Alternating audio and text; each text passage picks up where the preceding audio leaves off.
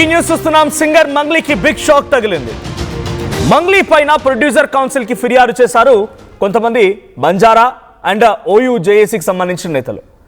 తనకు ఎటువంటి సినిమాల్లో పాటలు పాడడానికి కానీ ఈవెంట్లను ఆర్గనైజ్ చేయడానికి అక్కడ లైవ్ ఈవెంట్స్ చేయడానికి కానీ అనుమతించొద్దు అని ఆ ఫిర్యాదులో పేర్కొన్నారు.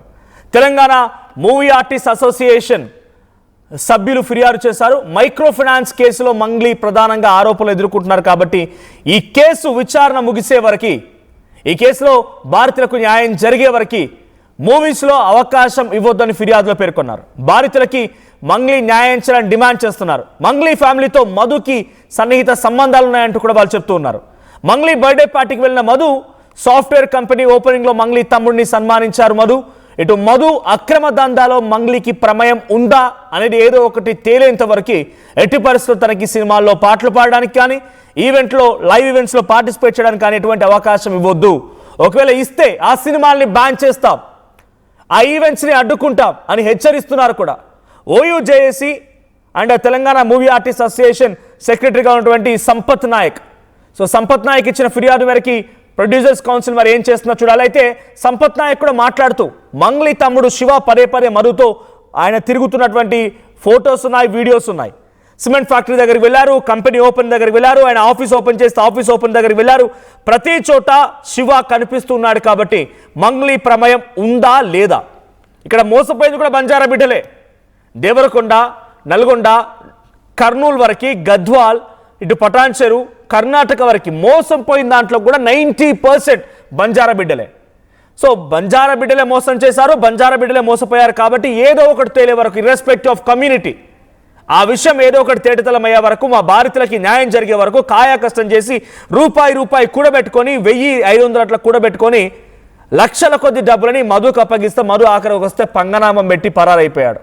ఇప్పుడు పోలీస్ అదుపులో ఉన్నాడు. కానీ ఈ బాధితులకు న్యాయం జరిగేంత వరకు, వారి డబ్బులు వారికి వచ్చేంత వరకు ఎట్టి పరిస్థితుల్లో మంగ్లీ కూడా దీంట్లో ప్రధానంగా ఆరోపణలు ఎదుర్కొంటున్నారు. కాబట్టి మంగ్లీకి సినిమాల్లో పాడడానికి, సినిమాలు నటించడానికి కానీ ఈవెంట్లో ఆర్గనైజ్ చేయడానికి కానీ ఆవిడకి అవకాశం ఇవ్వద్దు, బ్యాన్ చేయండి అని చెప్పి movie artist association general secretary తెలంగాణకు సంబంధించి సంపత్ నాయక్ ఈ నిర్ణయం తీసుకుంటూ ఫిర్యాదు చేశారు.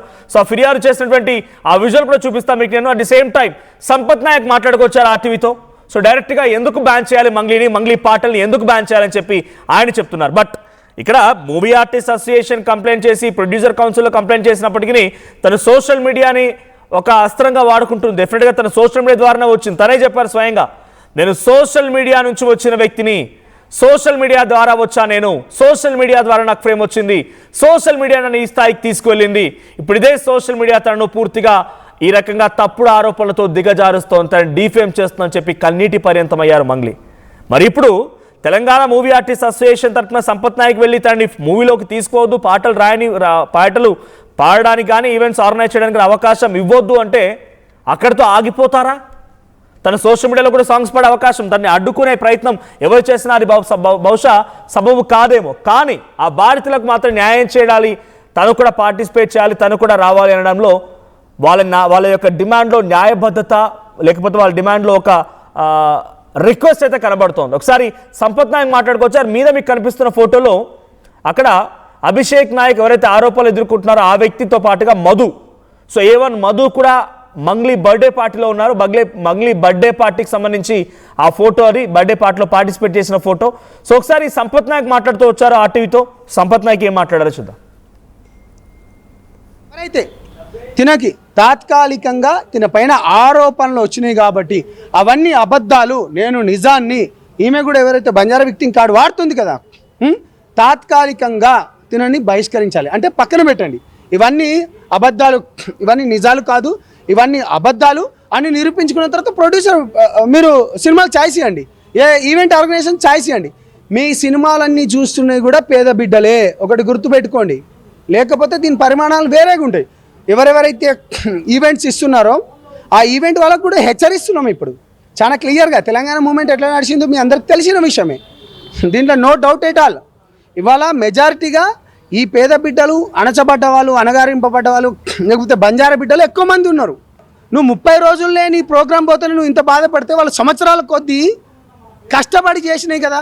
1000 రూపాయలు 500 కూలీనాలు చేసుకొని అధిక పట్టే ఆశ చూపించే కదా. బయట పెట్టండి, ఇవన్నీ నిజాలు బయట పెట్టండి. నిజాలు వచ్చేంత వరకు తినని తాత్కాలిక. రైట్, ఆయనే సంపత్ నాయక్. ఆయన చెప్తున్న మాట ఒకటే, బంజారా విక్టింగ్ కార్డు వాడుతోంది మంగ్లీ అంటున్నారు. బీయింగ్ అదే కమ్యూనిటీకి సంబంధించిన వ్యక్తి బంజారా విక్టింగ్ కార్డు వాడుతోంది. ఒక 30 రోజుల పాటుగా నీకు ఈవెంట్ లేకపోతేనే ఇంతలో అల్లాడిపోయినట్టుగా ప్రవర్తిస్తున్న మీరు కాయ కష్టం చేసి ఏదో కూలినాలి పని చేసి 500-1000 రూపాయలు కూడబెట్టి వాటన్నిటిని తీసుకెళ్ళి మధుకు అప్పగిస్తే మధు స్కామ్లో వాళ్ళంతా ఇరుక్కున్నారు. పాపం వాళ్ళంతా ఎంతలా అల్లాడిపోవాలి, వాళ్ళ గురించి ఆలోచించండి. వాళ్ళకు న్యాయం జరిగే వరకు, వాళ్ళకి తిరిగి డబ్బులు వచ్చేంత వరకు ఈ మంగ్లీకి ఏదైనా ఈవెంట్లో ఇచ్చినా, సినిమాలో అవకాశం ఇచ్చినా ఆ పరిణామాలు వేరేగా ఉంటాయని హెచ్చరిస్తున్నారు. ఆయన చాలా సీరియస్ వార్నింగ్ కూడా ఇస్తున్నారు. ఒకసారి లైవ్లో నేను సంపత్ నాయక్ కాంటాక్ట్లో వెళ్ళే ప్రయత్నం చేస్తాను. సంపత్ నాయక్ కాల్ చేస్తున్నా లైవ్లో నేను.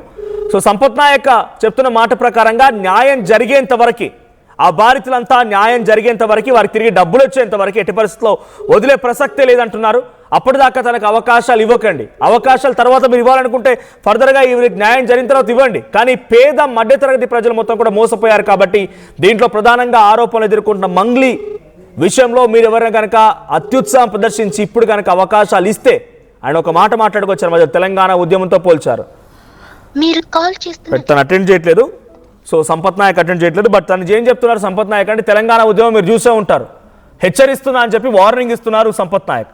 ఒకసారి ప్రతినిధి ఇన్నారెడ్డి కూడా ఉన్నారు. ఇన్నారెడ్డి, ఏం జరుగుతోంది ఇప్పుడు? మంగ్లీ పైన ప్రొడ్యూసర్ కౌన్సిల్ బ్యాన్ వేసినట్టేనా? ఇక సినిమాల్లో కానీ ఈవెంట్లో కానీ మంగ్లీపై బ్యాన్ పడినట్టేనా? ఖచ్చితంగా మనోజ్, మనం ఇక్కడ ఒక విషయం చాలా స్పష్టంగా గమనించాలి. దీంట్లో సంపత్ నాయక్ చాలా స్పష్టంగా, అంటే ఆమె ఈ కార్డు వాడుతుంది, తర్వాత తను కూడా వెనుకబడిన జాతికి సంబంధించిన వ్యక్తిని కాబట్టి అని చెప్పని న్యాయం చేయాలని చెప్పి అనుకుంటున్నాను అన్నట్టుగా ఆమె కొంత ఆ రకంగా సానుభూతి పొందే ప్రయత్నం చేస్తుంది. కాబట్టి మరి మోసపోయిన వాళ్ళు, బడుగు బలహీన వర్గాలకు చెందిన వాళ్ళు చాలా మంది ఉన్నారు కాబట్టి ఖచ్చితంగా వాళ్ళకు న్యాయం జరిగేదాకా ఈమెను సినిమాల్లో కానీ ఈవెంట్స్ లో కానీ తీసుకోవద్దు. ఆ తర్వాత ఆమె కడిగిన ముత్యంలా బయటికి వచ్చిన తర్వాత మాత్రమే ఆమెకు ఈవెంట్స్ కానీ సినిమాలు కానీ ఇవ్వండి అని చెప్పని కూడా సంపత్ నాయక్ డిమాండ్ చేస్తున్న పరిస్థితి. ఇక్కడ మీరు ఒక పాయింట్ చెప్పారు మనోజ్. అయితే ఒక వారం తన ప్రోగ్రామ్ పోయినందుకే తను చాలా బాధపడుతుంది. మరి లక్షలాది రూపాయలు, కోట్లాది రూపాయలు పోగొట్టుకుని జీవనోపాధిలో వాళ్ళు సంపాదించుకున్న రూపాయి కూడేసుకున్న డబ్బులు మొత్తం పోయిన పేద బడుగు బలహీన వర్గాల ప్రజలు ఎంత బాధపడుతున్నారు, ఒక్క వారానికి నువ్వు ఎంత ఫీల్ అయిపోతున్నావు అన్న విషయమే కాకుండా ప్రధానంగా మనం టీవీ ఎప్పటి నుంచి డిమాండ్ చేస్తున్నది ఒకటే మంగ్లీకి. సో మీరు సుబ్బారావు మీదనో లేకపోతే వేరే వాళ్ళ మీద కేసు పెట్టకుండా మీ పేరు వాడుకుని తర్వాత ఎవరైతే మధు అనే వ్యక్తి ఈ రకంగా వందలాది మందిని మోసం చేసి ఇబ్బంది పెట్టి తర్వాత వాళ్ళ జీవితాలు ఇబ్బంది పాలు గురి చేసిన వ్యక్తి మీద కేసులు పెట్టకుండా ఇప్పటికీ కూడా స్టిల్ ఈ రోజు కూడా మధు అనే వ్యక్తి మీద సానుభూతి ఎందుకు చూపిస్తున్నారు, అతని మీద మీకు సాఫ్ట్ కారం ఎందుకు అన్న విషయం మీదనే సంపత్ నాయక్ చాలా స్పష్టమైన డిమాండ్ చేశారు. ఎవరన్నా సరే ఆమెకు ఈవెంట్స్ ఇచ్చినా అలాగే సినిమాలు కనుక ఇస్తే మాత్రం ఎట్టి పరిస్థితిలో ఈ విషయం చాలా సీరియస్ గా ఉంటుంది. గతంలో